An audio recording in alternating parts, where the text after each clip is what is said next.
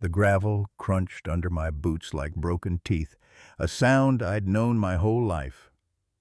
Sweetgrass County was putting itself to bed, the sky a bruised purple over the mountains, and here I was, walking toward trouble. I could feel Travis's eyes on my back from where he stood by our old ford, a hot wave of fear pushing at me from 50 yards away.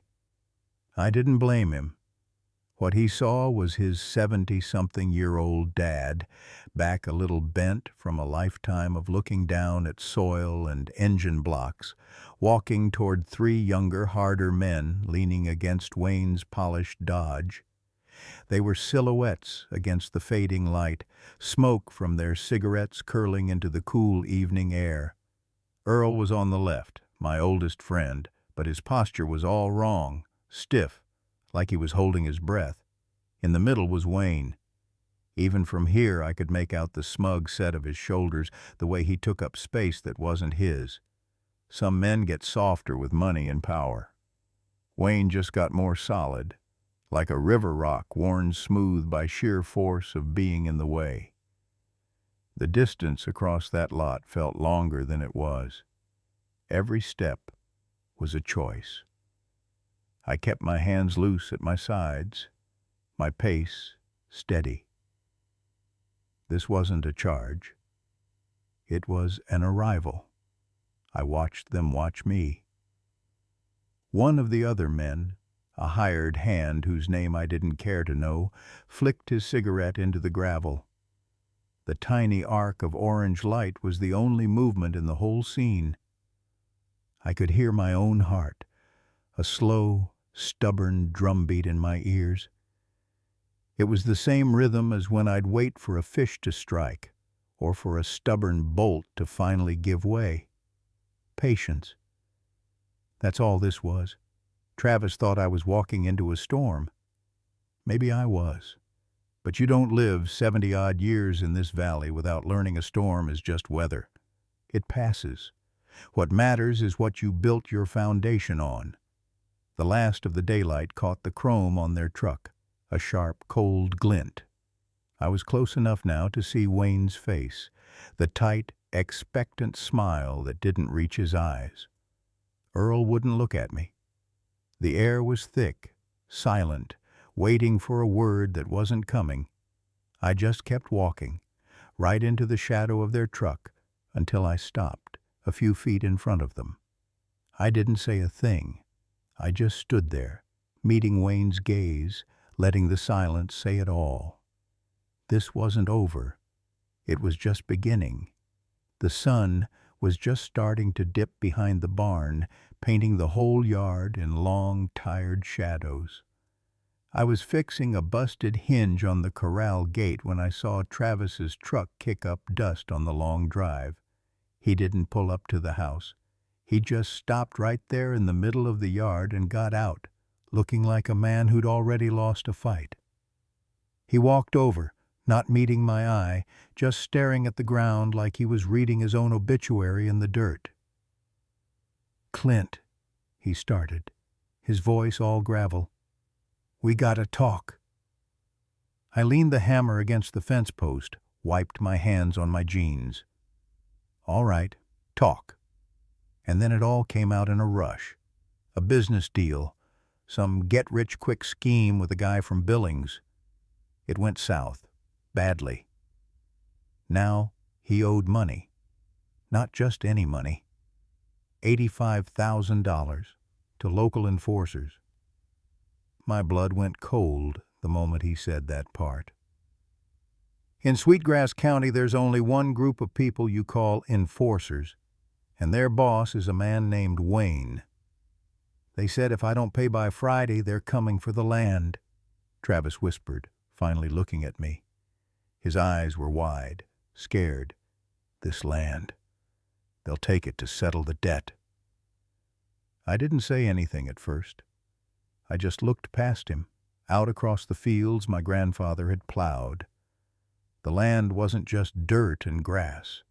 It was every memory I had, every sunrise my mother had watched from the porch, every promise I'd ever made to myself to keep this place whole.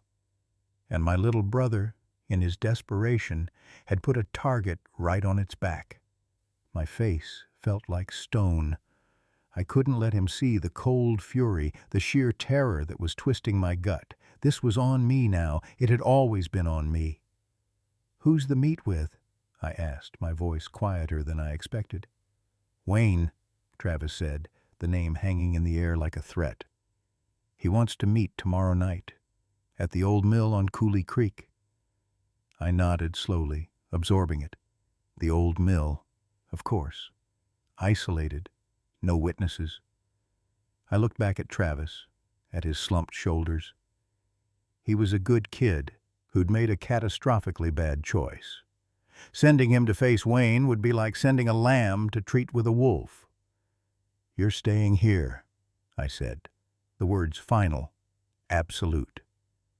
"But Clint, it's my mess." "It's our land," I cut him off, "which makes it my mess, too. You stay home. You lock the doors. You don't talk to anyone." I picked up the hammer again, not because I needed it, but because I needed to feel something solid in my hand. "I'll handle the meat." He opened his mouth to argue, but one look at my face shut it. He just nodded, a defeated, grateful nod. As he trudged back to his truck, I watched him go. The weight of those $85,000 and everything they threatened to destroy settled onto my shoulders alone. Tomorrow night, I'd be going to Coulee Creek, not to pay a debt, but to stare down the man who thought he could take what was mine. The gravel crunched under my tires as I pulled up to the big timber post office, the dust from the county road hanging in the late afternoon air like a bad memory. I'd driven straight through from the ranch, the image of those two strangers in their too-clean sedan burned onto the back of my eyelids. The bell above the door gave a familiar, tired jingle. The smell of aged paper, wood polish, and that peculiar postal office stillness hit me. And there he was, behind the counter, sorting through a bundle of flyers with the careful precision of a man who's done a thing for 40 years. "Clint," Earl said, not looking up. He didn't need to. He knew my step, my silence. "Heard you had visitors?" I leaned against the counter, the worn oak smooth under my palms. "Word travels. It does when the vehicle has California plates and the men wear shoes that have never stepped in anything richer than office carpet." He finally set the flyers down and looked at me. His eyes behind his wire-rimmed glasses were the same sharp blue I remembered from when we were kids, skipping stones in the Yellowstone. But now they were full of a warning. "They work for Wayne, Clint." The name landed in the quiet room like a stone in a pond. Wayne. It wasn't a surprise, not really, just a confirmation of a chill I'd been feeling in my bones for months. Earl lowered his voice, though we were the only two souls in the place. "He's bought up half the county already. The old Henderson place, the Miller acreage down by the river. Pays in cash, no questions asked.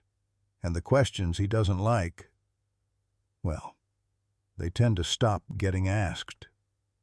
He wiped his hands on his gray postal apron, a nervous habit. "He's not like the old ranchers. There's no neighbor in him. He's ruthless. He wants something, he gets it. And I think he wants your land."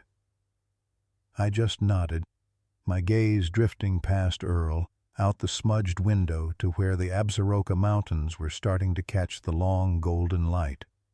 A distant look, Earl would probably call it. But it wasn't distance. It was focus. It was the same feeling I got when I'd spot a storm cloud gathering over the pasture, a deep, quiet recognition of a coming fight. Wayne. The ledger. The men in the sedan. The pieces were all there, scattered on the table. I just had to figure out how they fit together. "I appreciate it, Earl," I said, my voice quieter than I intended. He studied my face, looking for the fear he thought should be there. He didn't find it. All he found was that same stubborn set of my jaw he'd seen since I was 16.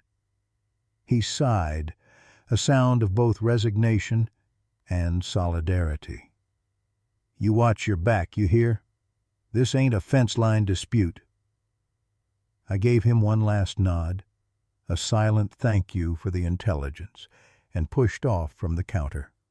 The bell jingled again as I left, the sound swallowed by the vast Montana sky. I had my warning. Now I just needed to understand what exactly I was being warned about. The air in the Sweet Grass County Historical Society was still and smelled of old paper and lemon polish. I kept my head down, nodding politely at the elderly volunteer at the front desk, and made my way to the back room where they kept the newspaper archives. My heart was thumping against my ribs like it wanted out. I was looking for one thing, and one thing only. There, on a wall dedicated to local journalism through the ages, was a framed front page. The Sweet Grass County Ledger, July 22, 1994.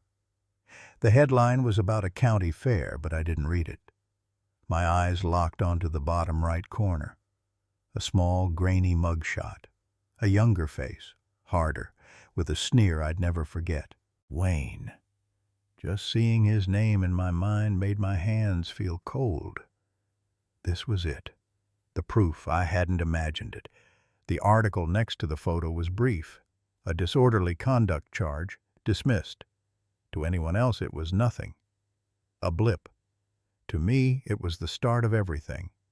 That was the summer the trouble really began, the summer Earl started getting quiet, the summer before Mom finally told us we were leaving for good. I glanced around. The volunteer was absorbed in a crossword. The only other sound was the slow tick of a grandfather clock on the wall. I pulled out my flip phone, the little silver Samsung that felt ancient even then. My thumb hovered over the keys. The camera on this thing was terrible, just a blurry greenish eye. But it would have to do. Holding my breath, I lifted the phone. The glass over the newspaper reflected the overhead light. I angled it, trying to block the glare with my free hand. The digital whir of the focus was agonizingly loud in the quiet room. Click. The screen flashed. I looked at the preview. The image was pixelated, the text mostly illegible, but Wayne's face was there. That smug, challenging stare was captured in a grid of tiny colored squares. I snapped the phone shut. The sound like a tiny gunshot in the silence. I slipped it back into my pocket, the plastic case suddenly feeling as heavy as a stone. That wasn't just a photo. It was a key to a memory I'd tried to lock away. The shouting from the trailer next door, the way Earl would put himself between the window and me, the cold fear that smelled like diesel and cheap beer. I took one last long look at the framed page. The past was under glass, preserved and silent. But in my pocket, I now carried its ghost. I turned and walked out, the weight of that tiny digital image anchoring me to a truth I could no longer ignore. The coffee at the Dewdrop Diner was bitter, just the way I needed it. I was nursing a cup in the corner booth, the vinyl seat sticking to my jeans, with the Sweet Grass County Ledger open in front of me. I wasn't really reading it. I was using it as a prop, a reason to be still and listen. That's when I heard them. 2 deputies, their uniforms a little too crisp for the relaxed atmosphere, slid into the booth right behind me. I kept my eyes on the ledger's columns of numbers, but my whole world narrowed to the sound of their voices. All above board, supposedly. The first deputy, a guy with a gravelly voice, was saying. Gravel hauling, pays his taxes, keeps his trucks clean. Wayne's a model citizen these days. The other one snorted. Model citizen, right. You remember when he first showed back up? What, 8 years ago? About that. He left here with nothing but the shirt on his back and a reputation for trouble. Comes back from that stint back east. What was it, Baltimore? Philly? He comes back flush. New truck, cash to buy up that old quarry land. Nobody's that lucky at cards. I took a slow sip of my coffee, the bitter liquid grounding me. My heart was hammering against my ribs. Back east, a stint. The words rattled around in my head, clicking into place with things Earl had muttered with the gaps in the ledger's records that didn't quite add up. The first deputy lowered his voice, but the diner was quiet, and I caught every word. I heard rumors. Nothing we could ever pin. Something about warehouse security gigs that always seemed to coincide with inventory shortages, but that's all it ever was. Rumors. He came home, started a legitimate business. End of story. Legitimate, the second deputy repeated, and I could hear the skeptical air quotes in his tone. Maybe. But that kind of murky past doesn't just wash off. It soaks into the foundation. They called for their check, their conversation shifting to baseball. I didn't move.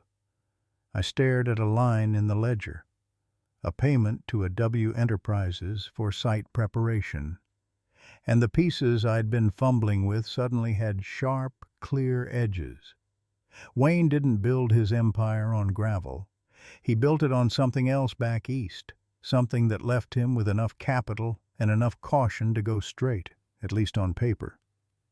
He bought respectability with dirty money, and he was using that clean facade like a bulldozer, right through anything, or anyone, in his way. I closed the ledger softly. The coffee was cold now, but the information was white-hot in my mind. This wasn't just a land grab anymore. This was about a man laundering his past into power, right here in Sweetgrass County, and I was the only one who seemed to be looking at the receipt. The gravel crunched like broken teeth under my boots as I pulled into the lot. The air was dead still, thick with the smell of dry prairie and impending trouble. My heart wasn't just pounding. It felt like it was trying to crack my ribs from the inside out. I'd brought the envelope Earl helped me put together, but holding it felt like holding a lit fuse. 3 men stood by a black SUV. The one in the middle stepped forward. He was built like a brick wall stuffed into a cheap suit. This had to be Jed. His eyes were 2 flat, dark stones. "Clint," he said, not a question. His voice was a low grind. "You got something for us?" "Wayne's tired of waiting." I forced myself to get out of the truck, the door sounding too loud in the silence. "Travis's debt. I'm here to settle it." Jed's smile was a thin, cruel line. "Good man. The number's 42,000, cash. Or we take the deed to that pretty ranch of yours instead. Right now." The other 2 thugs, younger but just as hard-looking, peeled off from the SUV. One moved to my left, the other to my right, flanking me. I was in the middle of a triangle, the sun beating down on all of us. I could feel their eyes on me, measuring, waiting for a wrong move. This was the crisis. This was the moment Earl and I had talked about in hushed tones over bad coffee. It wasn't just about money anymore. It was about the land under my feet, my family's name, everything my father had worked for. The Sweetgrass County ledger was tucked in my truck's glove box, a silent witness to all of Wayne's lies.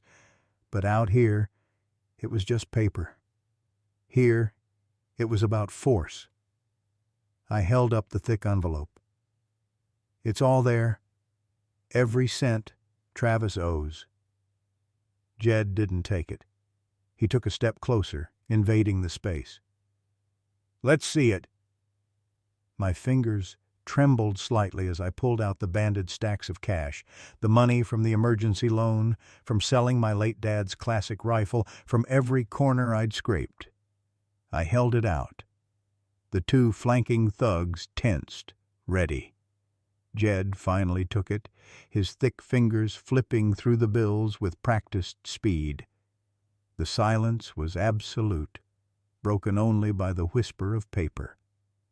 He finished, hefting the weight of the cash in his hand, and those stone-chip eyes locked back on mine. "Seems correct," he grunted. He didn't sound happy about it. He wanted the land. He wanted to break me. He shoved the money into his own jacket and took one last long look at me. "Tell your cousin his tab is closed, and tell him Wayne doesn't offer second chances." With a jerk of his head, the two thugs fell back. They piled into the SUV without another word. The engine roared to life, and they kicked up a cloud of dust and gravel as they sped out of the lot, leaving me standing alone in the sudden, deafening quiet. It was over. For now, the debt was paid, but as the dust settled around me, I knew this wasn't the end. It was just the end of the beginning. Wayne knew where I lived, and I had his ledger. The barrel of Jed's shotgun was a black hole, and I was staring right into it. My heart was hammering against my ribs like it wanted out, but I forced my hands to stay open at my sides. Earl was a tense shadow in the corner of my vision, but I knew the play. This wasn't about force. Not yet. I didn't move. I didn't even blink. I just kept my eyes locked on Jed's, seeing the nervous sweat beading on his temple under the porch light. This kid was just the guard dog. Wayne was the one holding the leash. "You tell Wayne," I said, my voice coming out low and steady, a complete lie compared to the storm inside me, "that Clint Dawson came to settle this." Jed's grip tightened on the stock, but he didn't speak. He was waiting for the threat, for me to make a move, so I gave him something else entirely. "Then you ask him." I let the pause hang in the cold Montana air. "You ask him if he remembers his cellmate from Deer Lodge, the one who knew about the boiler room job." I saw it. The flicker. It wasn't in Jed's eyes. He just looked confused. But from inside the darkened house, I heard the distinct, sharp scrape of a chair leg on a wooden floor, a sound of someone rising too fast. That was the trap. Not the words to Jed, but the echo they'd carry through the door to the man listening in the dark. I wasn't invoking my own past. I was throwing a piece of Wayne's past, a buried, rotten piece he thought no one out here knew, right back at his feet, the boiler room job. That was a secret, the kind you take from prison and hope the prairie wind scatters forever. By mentioning his old cellmate, I was telling Wayne I knew the shape of that secret. I knew its weight. Jed was still confused, the shotgun wavering just a fraction. "What are you talking about, Dawson?" "You don't need to understand it," I said calmly, my gaze still fixed past him on the dark window behind his shoulder. "He will. You just deliver the message, word for word." The silence that followed was thicker than before. It was no longer just the standoff on the porch. It was filled with the silent, frantic calculations of a guilty man in a dark room. The ledger in my coat pocket felt like it was burning a hole through the wool. It was the proof of what he'd done now in Sweetgrass County, and I'd just proven I knew the skeletons from the place he'd come from, too. I took one slow, deliberate step back, showing my empty hands. The trap was set. The hook was in. Now we'd see if the past was a ghost strong enough to make a vicious man hesitate. The air in Jed's office was so still, I could hear the faint hum of the fluorescent lights. Earl stood beside me, a solid, silent wall of support. Jed, looking utterly bewildered, held his phone like it was a live wire. "I don't understand," Jed mumbled, but his fingers dialed. He put the call on speaker and set the phone on his desk. It rang once, twice. "Jed?" Wayne's voice came through, smooth as always, but with an undercurrent of impatience. "This isn't a good time." Jed opened his mouth, but I leaned forward. My heart wasn't hammering. It felt like a cold, heavy stone in my chest. This was it. 30 years of carrying that cell block's chill led to this exact moment. I didn't raise my voice. I didn't need to. "Wayne." A beat of silence from the phone. He hadn't expected my voice. "It's Clint." I let my name hang there for a second. "Cell B12, 1994. I could almost see him, probably in his polished office at the county building, freezing mid-stride. I pictured the color draining from his face, the way it did that one morning in the prison yard when he'd realized he'd said too much to his cellmate the night before. "You talked in your sleep," I continued, my voice flat, factual. "About the ledger, the Sweetgrass County ledger." The silence that followed wasn't empty. It was full. It was the sound of a man's carefully constructed world cracking down the middle. Earl shifted his weight, his eyes fixed on the little speaker on the desk. Jed stared at me, his confusion now morphing into dawning, horrified comprehension. The silence stretched for 5 seconds. 10. It felt like an hour. When Wayne's voice finally came back, it was unrecognizable. All that polished smoothness was gone, stripped away, leaving something thin and strangled behind. "Put Jed on." Just 3 words. But in them, I heard everything. I heard the panic, the confirmation, the desperate attempt to regain control of a situation that had just spiraled far beyond his reach. He wasn't asking. It was a command, but it sounded like a plea. Jed flinched, looking from the phone to me. I just nodded slowly, my gaze never leaving the device. The ledger wasn't just a book. It was a key, and I had just turned it in a lock he thought was buried forever. The phone rang, and for a second nobody moved. It was an old, corded phone on the wall behind the bar, and its shrill sound cut right through the tense silence. Jed, the bartender who'd been watching this whole thing with a bored look, finally sighed and went to answer it. "Yeah," he grunted. I didn't take my eyes off Wayne. He was still leaning on the pool table, that smug, permanent smirk on his face. Earl was a solid, quiet presence beside me, his knuckles white where he gripped his pool cue. We were surrounded. Wayne's boys had us in a loose half-circle. All over a debt I didn't even really owe, just a piece of paper he'd cooked up to keep me under his thumb. But then I saw Jed's face change.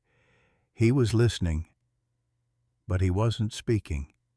His eyes, which had been flitting between Wayne and me, suddenly locked onto me, and the color just drained from his cheeks. It was like watching a glass of milk spill. His free hand came up and gripped the edge of the bar for support. "Uh-huh," he whispered into the receiver, his voice thin. "Yeah, I understand." He hung up the phone with a clumsy, heavy clatter. For a long moment, he just stared at the wall. Then, very slowly, he turned his head back toward us. He wasn't looking at Wayne anymore. He was looking only at me. And in his eyes, The bored indifference was gone, replaced by something raw and cold. Fear. He cleared his throat, the sound dry as dust. "The debt," he said, his voice stronger now, but directed at Wayne. "It's clear. Consider it settled." Wayne's smirk vanished. "What?" "Jed, what are you talking about?" "Who was that?" Jed ignored him, his fearful eyes still pinned on me. "You should go, Clint. Don't come around here again." The atmosphere in the room shifted. It was immediate. The thugs around us, who a second ago were poised and ready, now looked confused. They looked at Jed's pale face, then at Wayne's confusion, then back at me. Their aggressive stances softened. They took a half-step back, opening up a path to the door. Wayne sputtered, pushing off the pool table. "Jed, you can't just—" "It's done, Wayne," Jed snapped, finally breaking his gaze from me to glare at the man who'd ruled this town's shadows for so long, and in that snap was a finality that even Wayne seemed to recognize. I didn't say a word. I just gave a slow, single nod to Jed. I looked at Earl and saw the same stunned understanding in his eyes. He'd heard the name I'd given the person on the other end of that call. He knew what secret from 30 years ago had just been whispered over a phone line. I turned my back on Wayne. I turned my back on all of them, and I walked. Step by step, across the sticky floor, through the cloud of cigarette smoke, toward the rectangle of gray daylight that was the open door. Nobody stopped me. Nobody said a word. The weight was gone. The invisible chain that had been around my neck for years, the one made of threats and a fake ledger entry, just dissolved. With every step I took away from that bar, I could feel Wayne's power over me crumbling into nothing, destroyed forever by a truth he thought was buried. I didn't look back. I didn't need to. I could feel it breaking behind me. The sun was just dipping behind the Absaroka Range, painting the sky in streaks of purple and gold. I was back on my porch in my own chair, the familiar creak of the wood, a comfort I'd thought I might never feel again. The air was cool and clean, carrying the scent of pine and distant rain. For the first time in weeks, my mind was quiet. No buzzing plans, no coiled tension waiting for the other boot to drop. Just the slow, deep breath of a man who's come out the other side. The screen door squeaked open and shut. Travis walked out, holding 2 mugs. He didn't say anything at first, just handed me one. The steam rose, carrying the rich, bitter smell of good black coffee. In his eyes, I didn't see the scared kid from the hardware store anymore. I saw a deep, settled gratitude. And something else. A kind of awe, like he'd just understood something fundamental about the world, and it both thrilled and humbled him. "Figured you could use this," he said, his voice softer than the evening air. "I could," I said, taking the mug. The heat seeped into my hands, a simple, solid pleasure. I took a sip, letting the warmth spread through my chest. Wayne was gone. The ledgers from the Sweetgrass County Ledger Office, all his lies and his threats neatly documented, were in the right hands now. The law had a long memory for that kind of thing. The threat that had shadowed us, that had pushed me out of my silence and into a fight I never wanted, had evaporated like the morning mist in these mountains. I looked at Travis, really looked at him. He was leaning against the porch rail, watching the last light fade on the peaks. He was safe. His future, the future of this whole place, felt secure again.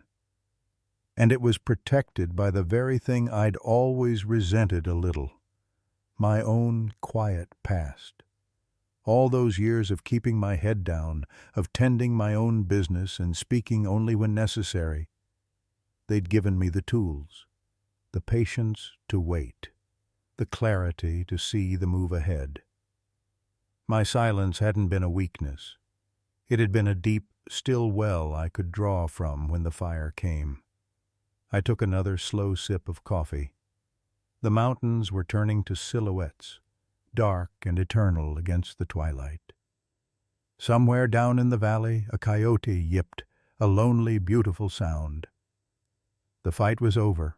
The ledger was closed, not just Wayne's, but mine. I had no more accounts to settle, no more ghosts to wrestle. Just this porch, this coffee, this kid safe beside me, and the endless, forgiving dark of a Montana night. Finally, completely, I was at peace.